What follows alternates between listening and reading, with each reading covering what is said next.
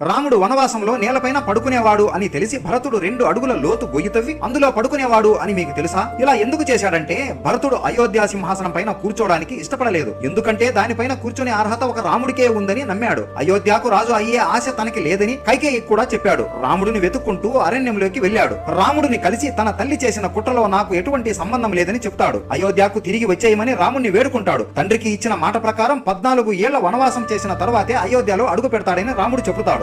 రాముడి మీద ఉన్న అభిమానంతో భరతుడు రాముడు పాదరక్షకులను తీసుకుని తన తలపైన పెట్టుకుని అయోధ్య వరకు మోసుకుంటూ వచ్చి సింహాసనం పైన వాటిని పెట్టి రాముడి పేరుతో రాజ్యాన్ని పరిపాలించేవాడు. తాను కూడా ఒక సాధారణమైన మనిషిలా ఆస్తి అంతస్తులు వదులుకొని ఊరి చివర గుడిసెలో నివసించేవాడు. నా అన్న పడుకునే నేలపైన నేను పడుకుంటే అది నా అన్నకు గౌరవం కాదని 2 అడుగుల లోతు గొయ్యి తవ్వి ఆ నేలకు కింద గోతిలో పడుకునేవాడు.